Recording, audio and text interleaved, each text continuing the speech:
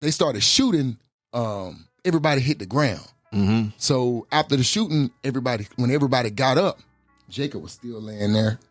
He was laying face down with his hoodie on, and all you see is a blood trail. Wow. Going down the curb. It tore me up on the inside, like for real, because I was cool with him. And to see him die like that, like, and then the ambulance pulled up, the fire department pulled up, and they're just watching him die. Nobody's over there trying to do anything. They're just letting him die. That's crazy. I went home and I sat beside my mom's bed crying and was like, hey, I just watched one of my homeboys get killed. And the first thing she said to me was, make a song. From there, I took off on the rap. So what was the impact of, did you writing that song, did it help your feelings? It was therapeutic. Because on the flip side, I was off the porch by then. Right. I was already in the streets. I was already hustling. Yeah. I was already fighting. So I could have easily crashed out and went to pick up a gun and look for retribution. But that song was therapeutic to me. Right. You got through your first stage of grief just by writing. You know what I'm saying? Because a lot of time that first stage of grief, it can be that retribution. The Highest Point Podcast. More than a pod, it's a lifestyle. Yo, welcome to the Highest Point Podcast. This is a podcast for everyone, no matter where you're from, no matter what you've been through. You know you deserve the best and willing to put in the work for progress to reach the highest point. Now, speaking about reaching the highest point, ladies and gentlemen, we have a very, very special guest in the building who's doing just that. You know what I'm saying? He reformed from the streets to doing activist work in his community. He's an entrepreneur with multiple businesses. I'm talking about your OG's favorite OG and one of High Point's finest, Mr. Patrick Wall is in the building, man. What's happening with you? What's happening, man? You are now tuned in to the OG. We in the building, man. Yes, sir. I'm on the highest points. Y'all get ready. Yes, sir. We going all the way in, man, and it's definitely an honor and a pleasure to have you on. You know, we're going to get into all the great things you're doing now, but on this show, we like to focus in on the journey of our guests. A lot of times people just see the end result, but they have no idea about all the things you've been through, the hardships you face, the good, the bad, and the ugly. Right. And so we want to talk about that journey. So once we get into that journey, I want to start off at, your childhood. Can you tell us a little bit about what was your family dynamics growing up and where you're from? All right, cool beans. I was born in High Point, North Carolina, 7 pounds, July the 1st, 1979, native of Daniel Brooks Projects. My upbringing as a child, I seen a lot, experienced a lot. I was around a lot of older people growing up. I had little cousins, but most of the time I like to be around my big cousins because they the ones who was already into everything. Right. And I wanted to get into everything. So, you know. When you think about your youth growing up, how would you describe High Point, North Carolina? And, you know, what's your perception of it today? All right. As a youth, High Point was full of resources for kids my age at that time. You know what I mean? We had every project had a community center, and then we always still had the big boys and girls club, the Salvation Army that we always come to. We had a lot of little league baseball teams. You know what I mean? A lot of outlets for the kids: baseball, football, basketball leagues. All of that at these different centers, you know what I mean? Yeah. But as time grew, the centers diminished. The projects got tore down. I think the first project was probably either Clara Cox or Springfield, but both of those had centers at them. And those were centers where a lot of kids would always, that was their outlet. Yeah. You can go there, play basketball. They had an after school program. Right. You can get your homework done. There was always somebody there that worked at the center that can help you get your homework done and stuff like that. And if you was lost on something, they was there. You had mentors there. You know, these coaches, they were always in attendance at these different centers, you know what I mean? Right. And as these centers went away, these coaches went away, you know what I mean? And those mentors went away. So we didn't have nothing to resort to but to step off of the porch and see what else we can get done, you know. Right. If our minds wasn't strong enough to maintain in school and go that route, 9 times out of 10 you'll be outside. Yeah, out there in the streets. So you think there was a direct impact on how maybe the crime rate increased in High Point? Yeah, definitely. Because we didn't have no go-tos no more. All our go-tos was gone. That's crazy. So and it's so crazy. Like when I'm on the outside, you're looking in. You see all these new buildings, these new restaurants, all this gentrification in High Point right now. Right. But they are only doing that to fill their bottom line, money. You know what I'm saying? They're getting those funds, but they're not thinking about the impact of these kids when you're tearing down the projects that got a community center in it. Yeah. You know what I'm saying? These coaches are being removed from that environment because they're going to try to go find somewhere else productive to be able to get money to help their family. So now those kids, what are they going to run to? Yeah. They're going to run to the streets. They're going to run to the streets and see what's going on. Yeah, so, they're not seeing the big impact that this gentrification has on cities. Like, if you want to build it up, I'm all for making the community better, but you can't forget about the youth there. Yeah. When you lead them astray, it's going to be some problems on you know what I'm saying? It's going to be some real problems, like for real. I've seen it firsthand plenty of times, I've watched a lot of little young dudes, like they call me the OG, and I watched a lot of little young dudes that they go from being this little young cool kid, that we seen potential in him. Right. He in prison now. He's dead now. You know what I mean? And to be watching these people grow up and for them to be gone and I'm still here, I'm like, wow, they didn't even get a chance. Right. They didn't get a chance. Nobody was there to reach out and say, hey, come over here and sit down beside me. Let's have a conversation. Right. Let's figure out a way where you ain't got to be out here doing this no more. Exactly. Like, that's what we had when we was young. Right. Now we don't have that. You know what I mean? Yeah, I totally understand. And, we got to do something about that, man. And I totally understand. And I see it so often. And I feel like it's happening all this time. Like, when are they going to learn? You know what I'm saying? When they going to learn? So now I did want to ask you, what kind of kid do you think you were in middle school, high school, versus, what kind of kid do you think your peers and teachers thought you were? Energetic, mischievous. I always wanted to find out. And I think by me being energetic and mischievous, that's why I wanted to find out a lot of stuff. I was always curious, you know what I mean? I wanted to know how this worked. I want to know how that worked. And if don't nobody tell me, I'm going to figure it out myself. Right. And I was like that in class with my teachers and stuff. Like, I always ask questions, but I was always the hyper kid, too, at the same time. So, a lot of those classes, the teachers didn't approve of the way I was in class. I had to see a shrink in the 7th grade. The whole entire year, I was going to see a shrink every Thursday. I would get out of school early just to go across the street. And that's the crazy part. The shrink's office was directly across the street from the school. So I could just walk out the door and walk across the street and walk into his office. And all I did in there was just play with the toys that he got in there. He would ask me a couple questions about.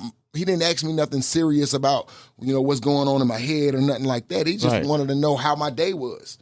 Wow. So it was pointless to even have that, but that's something that my mom and the school, they implemented and they was just trying to figure out a way to control me. But, ain't no controlling somebody that's got it set in their mind. That's how I want to be. Right. Did they try to put you on any medication? Yeah, Ritalin. But that's what they do to every kid that's hyper. Right. They give them medication instead of giving them attention. Right. See, that's big. You're trying to give medication versus attention. And the attention is what they need. That's what they need. And quite honestly, man, like when you describe how that office visit went with the shrink, it don't even sound like he could have done something that properly diagnosed you to even give some medication such as something like that. He wasn't really doing nothing. He wasn't doing nothing. He wasn't even asking you like any deep questions. You around there playing. Yeah, he didn't ask about my family. He didn't ask about what I like to do every day, what the things that bother me. I didn't get none of those questions, man. It was, how was your day today? What did you learn? What did the teacher tell you today? Like, man, look, I done went through that with my teacher. I got to tell my mama this already. I don't need to tell you this too. Yo, that's crazy. That is wild. And, we got to think about that, man. So many, they'll throw this stamp on a kid, ADHD, real quick. You know what I'm saying? And we don't even know if they were properly diagnosed. Right. I mean, because a lot of times they could be just filling their pockets too. Because like when you medication, the big pharmacy, it's all about getting money. Yeah. So, and we should be applying that attention versus medication first. Sometimes things are necessary, but we got to make sure we're taking the right steps. Yep. What's up, everyone? It's your host, Matt Devon. Thank you so much for tuning in. If you will, please be sure to like, subscribe, and comment your thoughts. We're looking forward to hearing your thoughts on all the things we're discussing today. Also, you can send us an email at thehighestpointbrand@gmail.com. If you have anything you like us to talk about or any story you wish to bring some light to, you can do it anonymously or you can give us your name. It doesn't matter. Anyway, we'll be glad to get your story out there. Remember, together we can reach the highest point. Appreciate y'all. So, just talking about that, you're like your youth. You was in like 7th grade. Then I kind of want to talk about some things I heard in one of your songs. Okay. In one of your songs, you said, "I watched Jacob die right in front of me. I was 13 when P. Miller put a gun to me." And I did not hear you talking about someone stole from you. You got in a couple fights with him, but he also died, and that messed with your head mentally. Yeah. That sounds like a lot of trauma. So can you tell us a little bit about, how you deal with those type of things? All right. The first one was about Jacob getting shot right in front of me. I was 17, fresh out of high school, and our school's conferences had collaborated or combined. So we had a Southwest and Andrews High School game. The game was real intense. I'm good with all the schools, so I can go and hang on the Andrews side while they're playing my school. Right. You know what I mean? And I did a lot of that. I was back and forth because I'm cool with everybody. Yeah. And but at the end of the day, tensions got high, and the plan was we're gonna go up here to this gas station. My school gonna fight your school. Mm-hmm. So we got up there and we didn't even fight. That's the crazy part. We didn't even fight. The whole fight broke out across the street. Had nothing to do with what we was doing. That's crazy. And when they started shooting, everybody hit the ground. Mm-hmm. So after the shooting, when everybody got up, Jacob was still laying there. He was laying face down with his hoodie on, and all you see is a blood trail. Wow. Going down the curb. It tore me up on the inside, like for real, because I was cool with him. Yeah. The girl he was dating was my best friend, so I'm over there at the house chilling with them. I'm cool with them, and to see him die like that, and then the ambulance pulled up, the fire department pulled up, and they're just watching them die. Nobody's over there trying to do anything. They're just letting them die. That's crazy. I went home, and that kind of sparked my feelings as far as being a rapper, because I was already dibbling in it. And I went home and I sat beside my mom's bed crying and was like, "Hey, I just watched one of my homeboys get killed." And the first thing she said to me was, "Make a song." And I went down in the basement, and that's exactly what I did. I wrote a whole song about him. Wow. And him dying. Yeah. And how he was my homeboy and how that made me feel, Right. From there, I took off on the rap. So what was the impact of, did you writing that song, did it help your feelings? It was therapeutic. It was real therapeutic. Because on the flip side, I was off the porch by then. Right. I was already in the streets. I was already hustling. Yeah. I was already fighting, you know what I'm saying? Yeah. Doing everything under the sun at that time. So I could have easily crashed out and went to pick up a gun and look for retribution. But that song was therapeutic to me. Right. And it made me like, you know what? Chill, bro. Yeah. Get it together. Yeah. Because you got through your first stage of grief just by writing. You know what I'm saying? Because a lot of time that first stage of grief, it can be that retribution. You know what I'm saying? You're going out there in action. But, thankfully, something your mom said, she pointed you to, go ahead and write a song about it. She knew that's going to be an outlet for you. And, that's something that a lot of people got to think about that look at rap. A lot of people say it's negative. Right. Rap is bad for the community, all this stuff. But in actuality, these kids, these grown-ups, they're just telling their story, and that could be their first part of grief, their first part of dealing with the emotion, rather than having a stupid act. So it's not more so glorifying the streets. You're just talking about your story and getting it out there. And that's something that the listeners need to tune into and understand as well. This is not them telling you to do these things. This is just them telling their stories. Just like you looking at a movie. We're not telling you to go out there and do those things. You know what I'm saying? Yeah. So I think those are very, very important. That how you put that out there. And then we got the P Mill situation. I was 13 when P Mill pulled a gun on me. That was crazy because why? I was for nothing. I don't understand. I never understood that for nothing. We was all cool. All of us was homeboys. We all hung out together every single day. And just one day he popped up at our homeboy crib and he showed it to me. Mm-hmm. I was like, man, that shit is corny. It ain't. I'm bagging on it like it's some bullshit. Yeah. And he pulled it and pointed it at me. I'm like, so what, you gonna shoot me? Yeah. He like, yeah, I'm finna shoot you. I was like, man, go ahead, man. And he cocked it back. I'm like, oh, you serious? You finna shoot me for real? That's wild. But then I had a homeboy that was there and was like, yo, man, y'all, you can't do this. This in my mama's house. Y'all can't do this in my mom's house. Right. So, he left. And my cousin ended up with the same gun. That's crazy. All in the same day. My cousin ended up with the gun, so I'm back over here. I went home and I done came back to the same apartment where everybody was hanging outside at. And my cousin walked up, and it was my cousin's. Right. Come to find out, the gun was my cousin's, but he gave it to him. And then when my cousin ended up back with it, I confronted him. Right. He pulled the gun on me, put it to my head. The cousin? Yes, and cocked it. Kept pulling the trigger. What? It didn't go off. When I realized it didn't go off, he ain't had no bullets in it, so I kicked his ass. Yo. So, that is crazy. Yeah. Twice the same day with the same gun. You got the At same 13. gun pulled on you by two separate people? By two separate people. Yeah. That second time, I was like, nah. Once I realized it wasn't loaded, oh, yeah, we fighting now. Yeah. It's going down now. Yeah, you got to make an example out of him. And you know what? I get something, and what I'm interpreting from that, because both of those guys pulled that gun on you after you confronted them. Yeah. And when you was telling them basically that is corny for them to be moving like that. Yeah.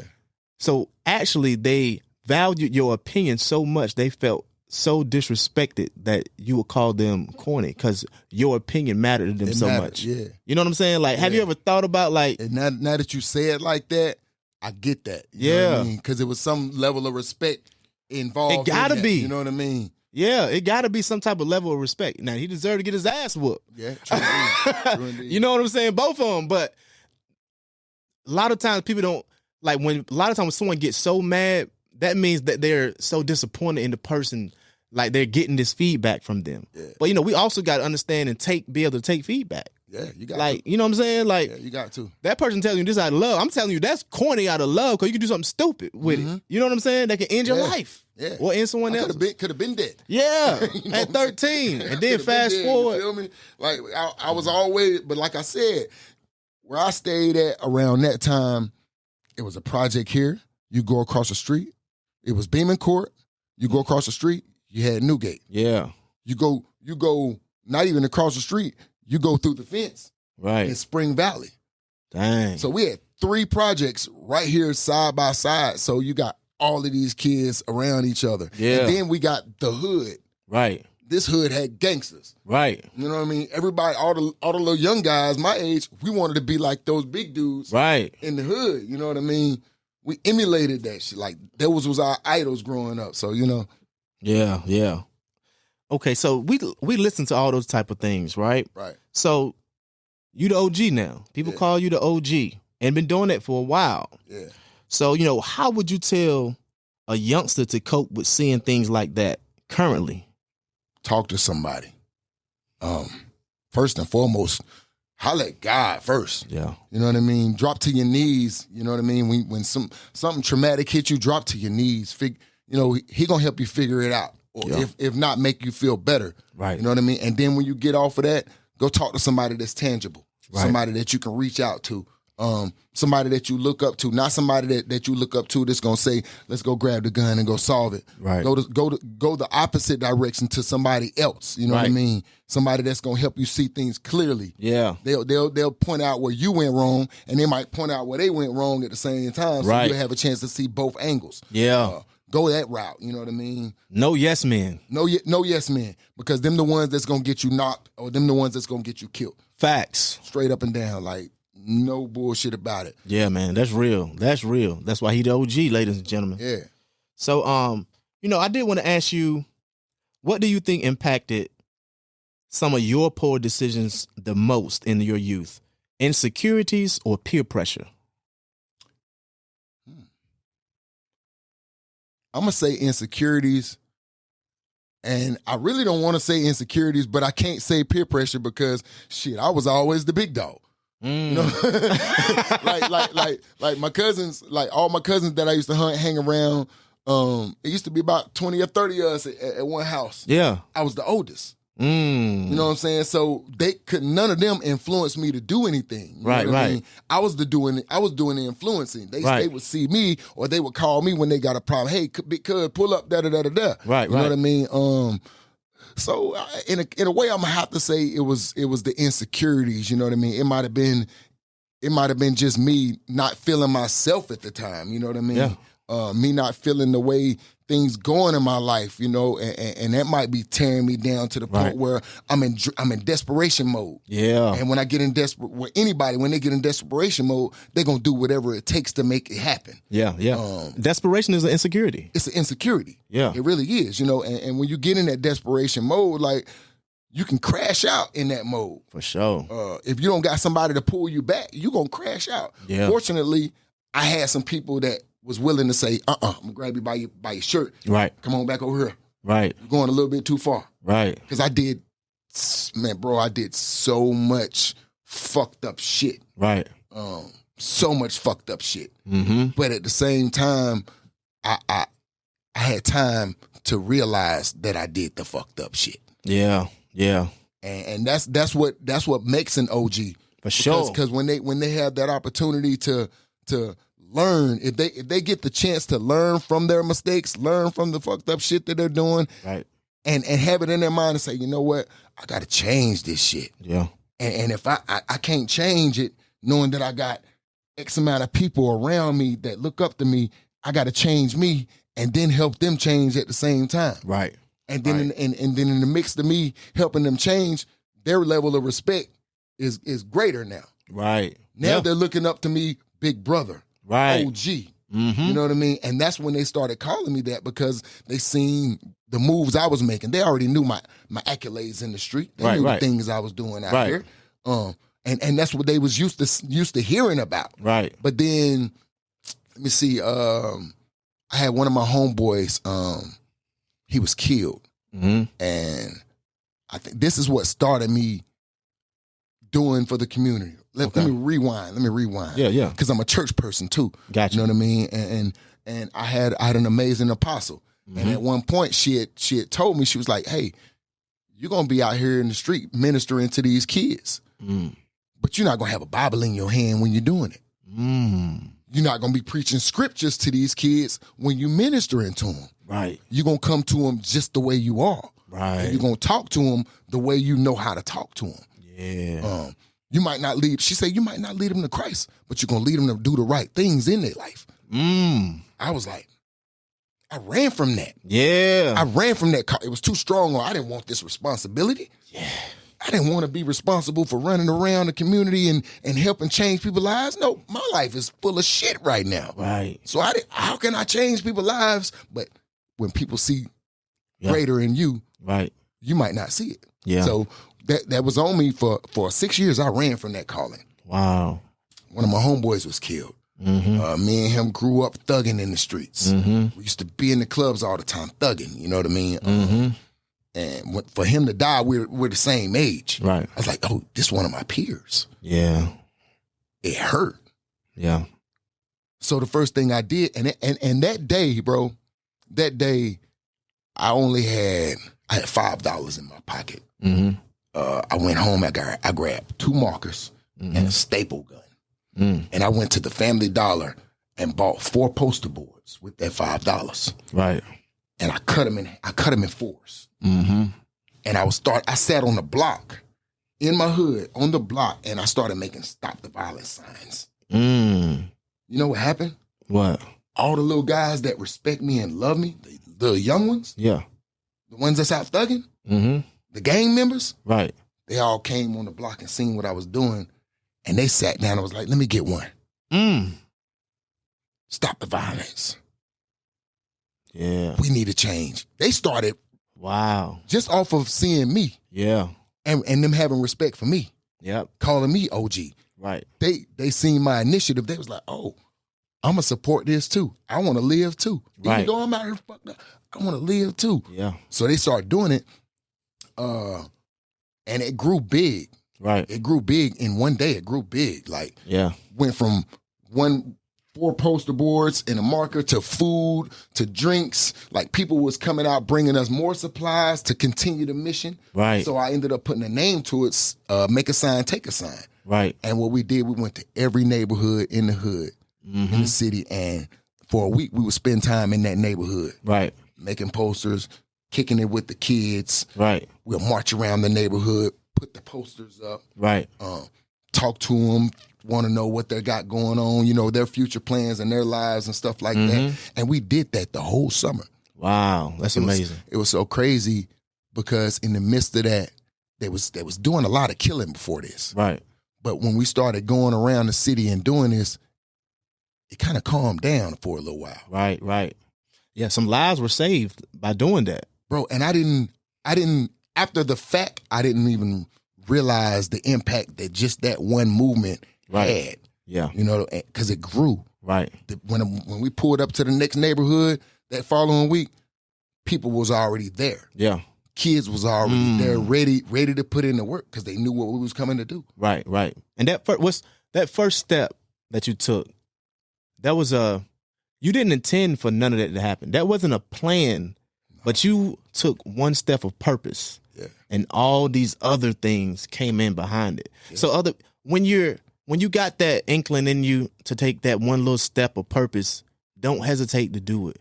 Go ahead and push forward with it because there's no telling what can follow behind it. You know what I'm saying? You're living testimony of that. Yeah. And also that was the first step of where you became an OG.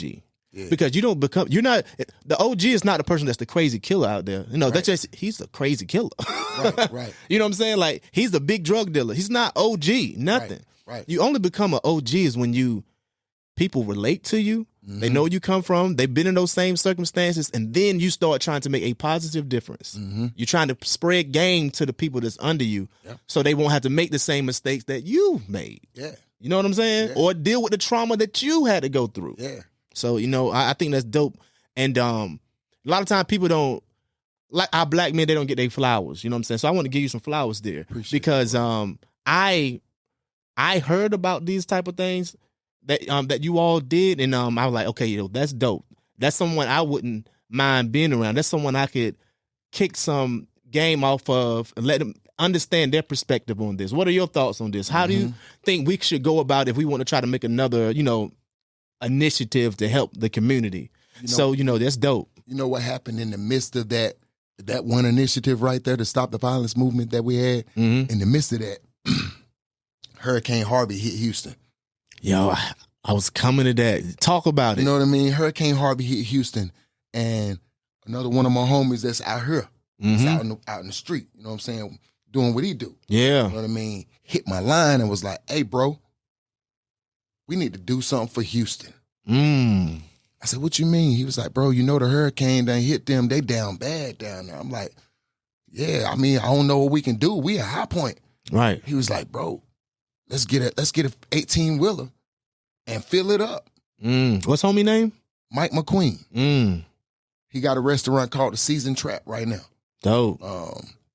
And he hit me and was like, hey, bro, we can get a rig, right, and fill it up and take the goods down there.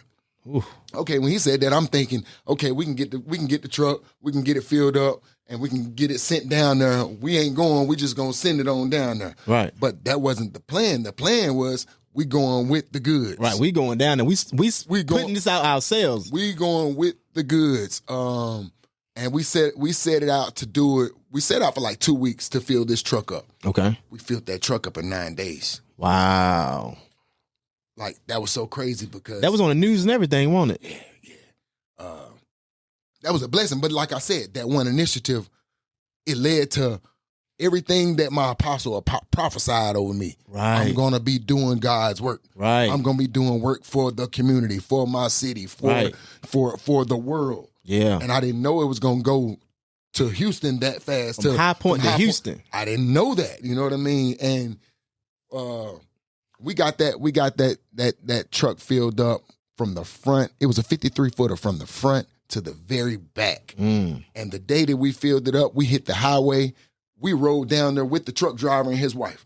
They was taking turns driving. Bro, we was somewhere around 8,000-9,000 pounds overweight. Wow. Because all of the water, right, all of the foods, all of the canned goods, like we were really overweight. Right. We went around every single truck stop, Mm-hmm. every single way station, all the way to Houston. Yeah. When we got there, I had a family member down there, and she made sure that we had a hotel. We didn't come down there prepared to do nothing but give these goods out and make our way back home. Right. We got down there. Fortunately, we was able to put some of the goods in a container and send some to the Caribbean as well, which was cool because now we're helping the Caribbean and we're helping Houston. Right. But the majority of the stuff went to Houston. When we pulled up down there, to the warehouse, they had AK-47s and AR-15s in their hands when we pulled up. Who was they? My cousin, her son, her son's friend, Gotcha. Their other co-worker. Everybody had guns out. Yeah. We pulled up with this rig. And when we got there, I was like, yo, why y'all got y'all guns out? They was like, shoot, they've been robbing every single Salvation Army and everybody that's coming down here to contribute goods. They've been robbing them all. I'm like, man, is you crazy? And we didn't hear. But look, dig it.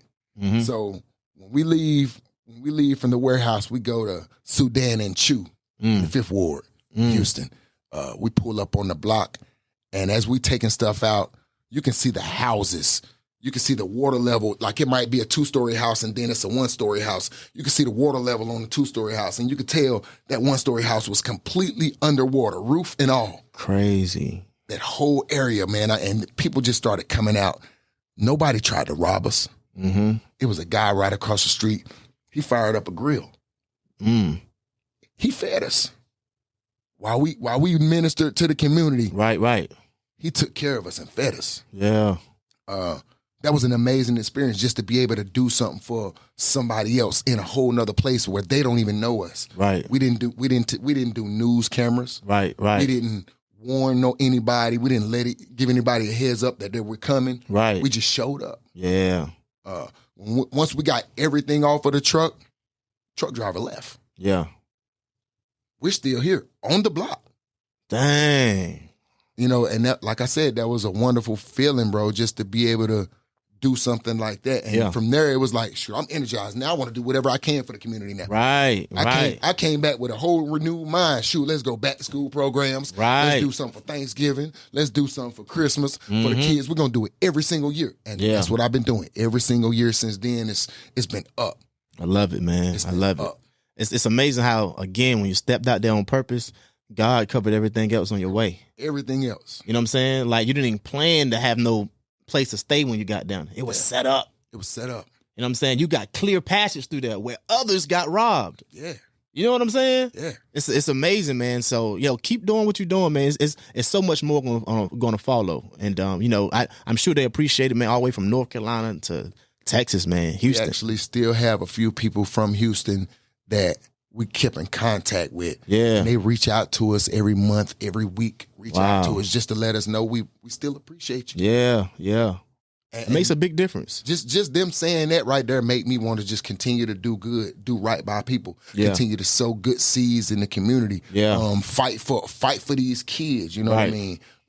People that root me on, like that's like That's like, Superman had his kryptonite, but he also had Lois Lane because Lois Lane was his pick-me-up. Right. Okay, the community is my pick-me-up. Right. The people that support my movement, they let me know you're on the right path, bro. Yeah. You're on the right path. Stay this way. Right. Whenever I get out of line or I feel like I'm going over the edge, I might vent on social media. Guess what happens?